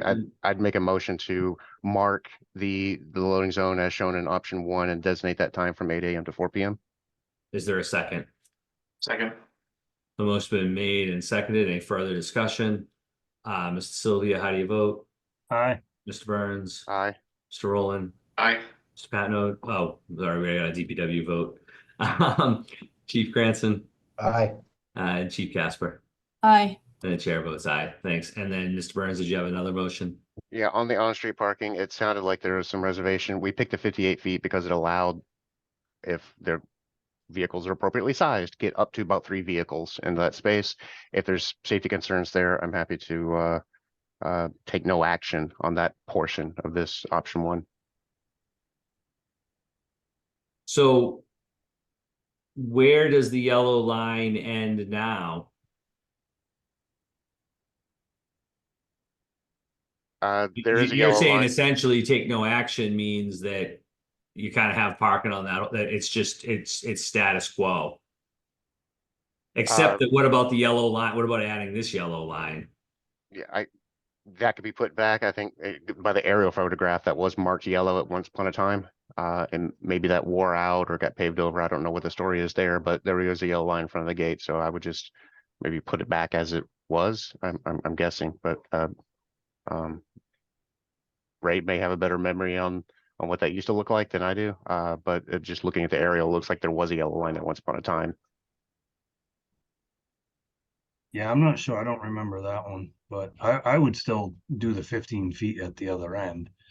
I think that would be getting us to, you know, our normal code, and then whatever the existing space is between the door and there is parking, whether that's 58 feet or 47 feet or, you know. That'd be my sense as well. And then we could do a revised graphic for the select board recommendation. Or for the town manager and then ultimately the select board, if that was the, so. I guess the question is, Mr. Burns supports take no action on that. Is there a different motion that would be to incorporate the, you know, the 16-foot yellow line, whether that was pre-existing or not, if we address this in one sort of recommendation for this corridor, I think it would be much cleaner, you know, to bring to the town manager and the select board and sort of understand what's going on from Washington Street to the backside of the trap personally. But which would be to keep a yellow line from the intersection, you know, in compliance with the regulations. I mean, I guess Mr. Burns, on the take no action, you almost would put that yellow line back in based upon it conforming to the regulations, right? Yeah, I'm looking at an old aerial from 2018. There was a yellow line there in front of the gate. So I think the spirit was to just not touch this area. There was a space enough for 2 on-street parking spaces. I want to say that's 40 feet. Uh, so you get 3 feet on the south end and the 15 feet on the north end. I want to say that existing yellow line that's up close to Washington Street, I want to say that is 15 feet, just looking at aerial and taking some quick measurements on it. All right, so I see your point. You really don't need to take action. It's already, it's status quo. I don't think you're going to be able to shoehorn 3 vehicles in there, so why touch it? Gotcha. Okay. I don't know if anybody else, you've convinced me there. It's more of just about addressing the loading zone and then we would just freshen up those yellow lines as part of the overall marking program when we do the loading zone. That'd be So, the strategy I'd suggest. right. So is there consensus? Essentially, I don't think there would be any action needed unless somebody wanted to make a motion. All right, hearing none, I think we've worked through this. It's taken some time, but thank you for all your efforts and work and preparing these graphics and looking at this is very helpful, I think, to us to come to a resolution and hopefully it works for the operators as well. With that, we'll move on to a request to remove on-street parking spaces on Step Lane. And let me just get to that real quick here. Sorry, I guess I should have, there's quite a history on all of this. Step Lane. Do we have anyone from the public to speak on Step Lane? Not seeing anybody. So Mr. Chair, I would ask that we just table this. Okay. Again, I think at our last meeting, we had discussed possibly eliminating a sidewalk on one side of the road as part of the sewer construction. right. I just looked at plans for that recently. I haven't had any time to do any type of markup or coordinate with the sewer department and DPW on what that might look like. Drew, do you have anything to offer on this? I think we were just doing our own internal discussions on this. It's ongoing, so we have no recommendation yet. Yeah, I don't have anything to add since our last conversation about it. All right, if there's no objection, we'll table that matter and there's no one from the public. That moves us on to a request for no parking signs on Easy Street. This was a little bit challenging to follow, but I guess the point that he's talking about is where the school buses, we have discussed this area in the past. And you know, I think it was I think it was a fair point. I mean, it's the problem I think that we discussed is that it's ideal for the school buses to wait live park and pick up you know, and drop off the sports teams. But in doing so, you know, essentially I don't see why anybody, you know, would know not to park there. You could park, I mean, you could fit a school bus, you could fit a parked car. So should we be considering some other, you know, whether it's a designation of no parking, and then how might that, you know, is a school bus with a live driver likely to be subject to enforcement for something, you know, like that? Does that create a challenge for the department? Or is there some kind of, I don't really have a good answer, but I could see I certainly see his point. Mr. Chair, I'll say that, you know, we're looking at the one side of the street here. On the opposite side of the street, on the back of the club car, there's a sign that says no parking either side. So I think the ask was to make that even clearer and put a yellow line along this section of curbing to make it clear to the public that there's no parking there. Because this is Belgian block, you know, that's not really done. Marking yellow lines. I guess we could put a sign on this side of the sidewalk, Mhm. or side of the street along that sidewalk. You know, the problem with that is we just recently widened the sidewalk out, and to put, you know, a sign kind of in the middle of the sidewalk or 18 inches off the edge of the it just narrows it up a little bit. So it just I'd like to get rid of, avoid putting more obstructions here, especially if there's like a wide load that needs to go along the corridor. The sign would have to be removed and replaced. I would support taking no action on this particular item. Mr. Sylvia? Yeah, so looking at the picture, when they widened that sidewalk, we used to have a no parking sign there. I can't remember when it was taken out, but I thought somebody had said we had to take it out, and they were allowing the buses to park there. There is one down further to cover the narrower section, Right. but that section actually did used to have one right by that that second in window there. It was right up against the building. Well, it's not, I mean, like, what about if it was on the building? Or No, maybe it we wasn't can't- on, yeah, it wasn't on the building. It was actually in the sidewalk, but it was close to the building. So it wasn't like an obstruction, but I thought, and like I said, I'm trying to remember, I thought I was asked to remove it, but I can't remember if it was from traffic safety or from downtown. But it might have, when you brought up the buses, that's what made me think of it. Um, you know, and if there's a sign on just the club car, I mean, that's sort of hard notice. I can't think of that. I've even really a gray sign on the gray building on the left, you know, maybe flat, you know, I don't know. Uh, you know, it sure looks like an area that you could park. I'd be upset if I was, you know, I'm just trying to, from a public perspective of, you know, you know, having an area and from enforcement to make things, you know, sort of from the side of the department that any kind of, I think, ambiguity that's removed is probably helpful, without creating too many, you know. I see your point fully, Mr. Burns. You don't want to sign back out here, you just opened it all up. But what if we did as Mr. Sylvia suggested, and we kept the sign close to the building, I think that would be totally fine if you on put a it up against the, post? yeah, next to the gutter right there, just Yeah. leaned up against the wall as close as you can get it. I think that would be fine. Is there a consensus to install a no parking either side sign, exact location to be determined by Mr. Sylvia, to cover this corridor? All right, I guess if well, maybe we Okay. should have a motion just to be clear. I'd make a motion to put a no parking either side sign on this the north Is there side a of the north I think side of Easy Street? exactly against the building. Is there a second? Second. Um. And any further discussion? I would just note for Chief Casper, this is one of those quirky little things where we know that the school buses are going to park here.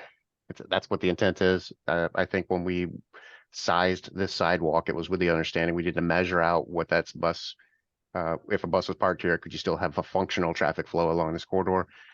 So that's why the sidewalk is as wide as it is. That's as wide as it could possibly be to allow that.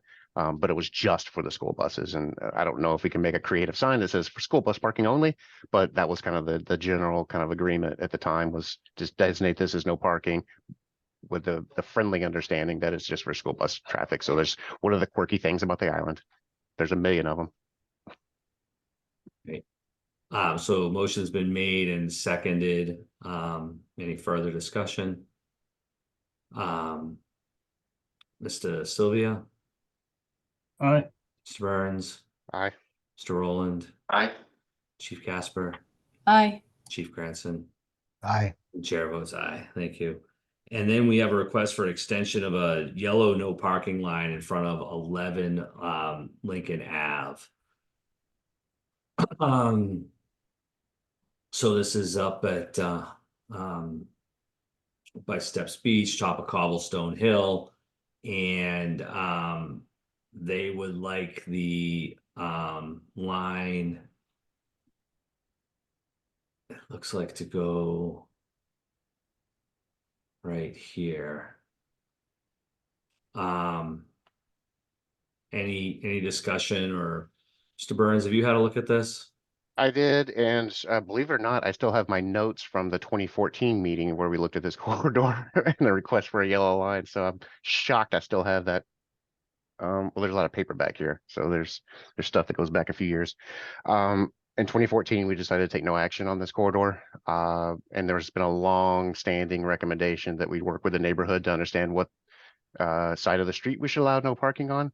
Because right now there's no signage along the corridor. There's no yellow lines along the corridor. It's kind of not touched and just allow the neighborhood to kind of figure it out themselves. It's just we've had a lot of discussion in the past. The intent was to always work with the neighborhoods to see what that should be. It's never happened. So we've always just taken no action on any type of request in the past.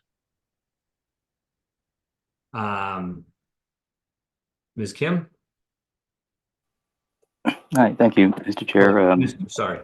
No problems. Yes, my name is Sandy Kim. I represent the owner of 11 Lincoln. Yeah, we would like to thank you for allocating the time for this item and including it on the agenda. Ideally, we would like to extend it to a telephone pole, just because it presents the current configuration presents a difficulty in exiting the property when there are vehicles parked on both sides of the road. As you can see from that photograph, there's a yellow line that extends up to the driveway, but if we can have it up to the telephone pole towards the vehicle, that would be ideal. Thank you. Any other discussion or thoughts on the extension of that yellow line from the driveway to the telephone pole?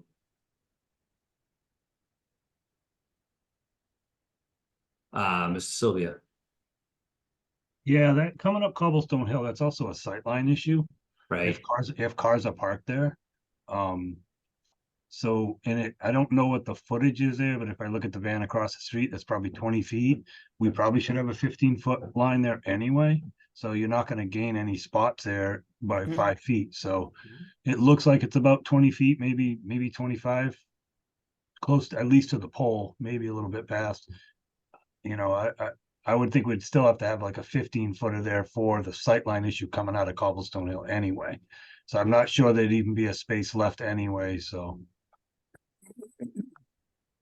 Agreed. I'm a little confused as to exactly where this is. Is this not? Yeah, it's, so if you're coming up Cobblestone Hill, it's immediately to your right. Essentially the old Hilfiger property, if I'm correct. But that phone pole, when I'm looking at Google Street View, is not on the intersection of Cobblestone Hill. That's past the Hilfiger house. Let me see what I can do to bring up that that aerial and a street view for us all to be unclear. Yeah, Mr. Chair, I gotta say that I gotta apologize. I was confused too. I was looking at East Lincoln, not Lincoln. So Oh, I apologize. I'm embarrassed. oh yeah, you're right. The number 9 is the old Hilfiger property directly on the corner. So I guess we're over 1 if we look at the street view. Let me and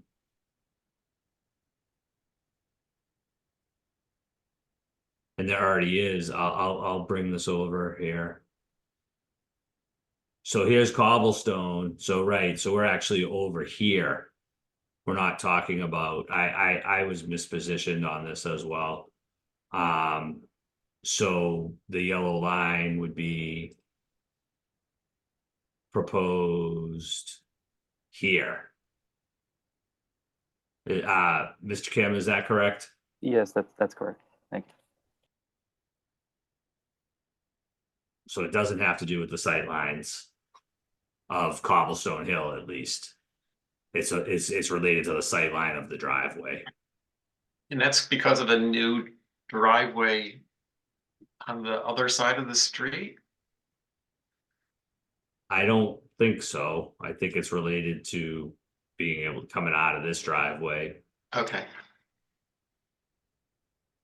And you know, as Mr. Burns has said, we've had a lot of discussions about the circle as well over the years and parking up in here.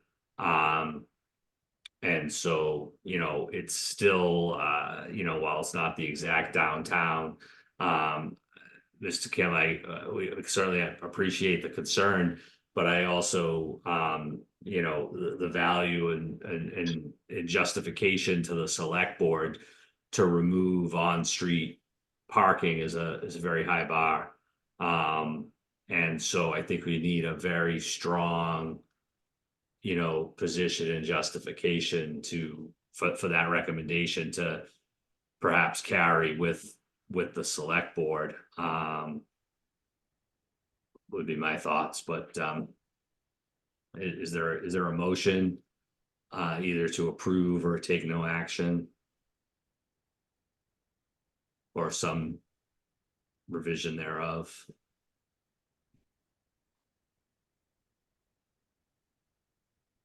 So I can see everybody. I'm not hearing any support for taking any action, so. Mr. Chair, I would just ask, maybe we table this for a month. Like I said, I got my wires Okay. crossed. I looked at East Lincoln and this is Lincoln, so I feel like a fool. All right. I haven't actually done a site visit, so if we table this for a month, I hope that would be acceptable. Sure, Mr. Kim, we appreciate that you stayed on all this time, but instead of letting it sort of just die for no action, the transportation plan has agreed that he'll have a look at it, and then we can discuss it at next month if that's okay with you. Yes, thanks very much. Okay, we'll be back in touch. Thank you. Bye.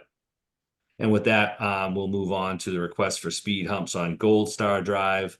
There was a single a recommendation for a single speed hump at the September meeting, and now they're asking for 3 of them.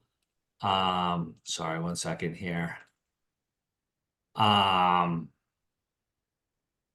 At the locations shown here, and so I'll open it up for discussion. Does anybody have concerns? Obviously, this is you know, used as a cut through to avoid the rotary. We've had discussions over the years. I know I've personally favored this being a one-way road. You know, southbound to avoid that cut through, but you know, the neighbors have gotten together and petitioned for the speed humps. Yeah. You know, perhaps that will help both in the speed and the vehicles, you know, that are shortcutting the rotary, and it creates a real, I think, additional traffic congestion with the folks that are taking the left through the, you know, onto Gold Star with here, and then the ones that are exiting Gold Star to Sparks. You know, but the specific request is to the speed humps as at the proposed locations shown. So it's really, and I guess one of the questions we certainly want to be sure is that from a public safety perspective, ambulance and fire, is there any concern with the additional, you know, speed humps on this particular road? I would just like to say that, has the one that was recommended been installed? I don't think so. I think that that they came back and approached, this is the 3 locations that they thought were best. So that's all that we have. I mean, I don't I think from my perspective, I would like to see what impact one has. You know, if there's one that's sort of in the middle before the turn. And see what, you know, like, yeah, right there. And Mhm. just see what that does, you know? I mean, I originally voted for this in September because I don't like the idea of cars parked on both sides of the road to try and make their own. The neighbors trying to make their own way to force vehicles to slow down, because that is problemsome for us as well. So hopefully one will be enough to sort of eliminate that problem, but also slow traffic down. I'm not necessarily opposed to 3, but I don't know that. I mean, maybe we're jumping the gun here. I don't know that we need 3 right off the bat.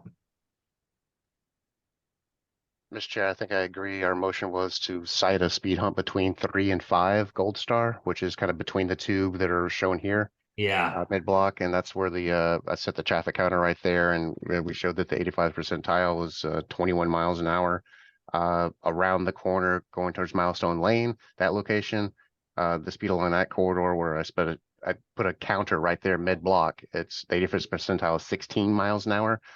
I don't think it warrants it on that leg by Milestone Lane. And I'd stand by our original recommendation to have it between 3 and 5. I agree with that. All right. Is that a motion? Yes. And is there a second? Yes. Any further discussion to recommend that there only be a single speed hump located on Gold Star between numbers 3 and 5, approximately? I do have a quick question. Yes. Why are we recommending these at all if the 85th percentile is 16? Mr. Burns, the 16 was over here, if I understood but it met the requirements here. Was that correct or no? By our policy, we typically place speed humps if the 81st percentile is 5 miles an hour above the posted speed limit, and we assumed it to be 20 miles an hour in this location. This actually didn't meet our policy, so this is, and we have put speed humps like Newtown Road, kind of had some leniency on the policy and recommended speed humps where by the word of the policy, it didn't quite warrant it. We've gotten letters like every other summer about speed problems at this corridor. So I think this was just to appease the neighborhood and just put 1 in. To me, this is like maybe a step too far to put 3 in. But we've kind of had some elasticity with the policy here already. So So what is the 85th percentile on the straightaway where we have these, the proposed one? between 3 and 5 Gold Star Drive, it's 21 miles an hour, and the fastest speed that I collected with my counter was 36 miles an hour. So there are some of the outliers that go along this corridor. Overall, it's where it should be, 21 miles an hour if the posted speed limit's assumed to be 20. I'm sorry, go ahead, Chief. Well, I was just going to ask, do we know for sure if is it a posted 20, or why does it not fall within the 25 and a thickly settled? Is it a regulatory speed on that street? Good point. Thanks for asking that. And I think we don't have speed limit signs there, so we assume that it is part of the thickly settled 25 miles an hour. So I misspoke. We didn't assume it to be 20 miles an hour. So it's actually below what the speed limit is for that corridor. Okay. It seems strange to be putting speed bumps, speed tables, whatever we're putting in on a street where we're not even, the 85th percentile isn't even hitting the minimum speed limit. Although I certainly understand responding to people's complaints and concerns, and I know there's always outliers. But I also know that, once we put these in, those homes, this is a small neighborhood with lots of houses around. And after a few landscape trailers go over those, I'm just, not everybody loves speed humps when they live that close to them, as I know everyone in this group understands. So I'm new to the group, I'm just thinking about whether or not we're going to be hearing people complaining about them after we put them in when they have their windows open in the shoulder seasons and just hear that all day long. That's all. But I'm new to the group, so I just want to get No, another your point feeling of is what our policy is. right. Very well taken. Mr. Sylvia. Yeah, I thought the other thing was that they needed to have more of the neighborhood involved. I believe former Chief Pittman had brought that up. I don't know, has that actually been met? Do you know? We I do thought he require a had- petition. I don't know if they've submitted the petition as the next step. One, we had to see if it warranted a speed hump. So like I said, we bend the policy to be flexible and to allow it here, even though by our rules, it didn't warrant it. The next step was for the neighborhood to actually submit a petition with, I have to put it in front of me. I want to say 65% supermajority of the corridor supporting it and willing to pay. Mr. Rowland? Yeah, I guess I'm just wondering if perhaps the intent of the other speed humps is not so much to slow down traffic, but maybe just deter traffic to get fewer cars coming down Gold Star. Nobody likes driving over speed humps, and if there's 2 or 3 of them, I'd reconsider the thought of taking that as a shortcut, no matter how fast I go. I believe you're correct. I think that's their intent. It's is the traffic that it's heavily used, especially in season. The congestion of Old South Road to shortcut the rotary. But under the policy. So I guess the question in the motion on the table is just a single speed hump, but the question is that you even want to stand by that recommendation? The applicant's not here. We could always hold this one as well and ask them to come back. We are kind of rehashing and going a little bit backwards because we did come to consensus at the previous meeting on the one. My sense is if based on that decision and not going backwards, and if they can meet all the other requirements of the supermajority of the neighborhood and pay for it, personally, I could support the one as motion by Mr. Burns, but certainly not the 3. So is there any further discussion on the motion? If I hate not, to ask this, but I do have one last question. sure, yeah, anytime. Just if we put them there and the goal is maybe not to slow people, but to push people out of Gold Star, then are they all going to be driving down Milestone, and are we just pushing the problem off to another residential street, or will it push them out onto Old South? It should keep them on the corridors that they, if you're sort of taking it, I think, from the view of the use of collector streets, right? And they should be not moving, but staying more appropriately where they should be instead of shortcutting would be sort of my take on it. My sense is that, a lot of the traffic on this road is not people that live on this road, because of just the way that it gets you around the rotary, and that traffic that is bumper to bumper, or shall we say more appropriately, completely queued up leading into the rotary on both approaches. So I don't think that it has a negative impact of moving the traffic to where they shouldn't be. I don't know that it'll accomplish what they hope to accomplish either, though. And just for clarity and taking the picture out just a little bit from, it doesn't quite show on where they had, but we're located, so right here, the tile room and this option, here. And so as everybody is stuck coming in here, they take the left and then another left, and you didn't have to wait to go all the way around. Or likewise, if you're coming up Sparks and you want to head eastbound on Old South, again, a right and then another right. Cuts you from sitting and waiting right here. Again, back to the old bumper sticker of what you hurry, but so there's a motion and on the table, either we could take a vote on that or we could have further discussion. What is the motion?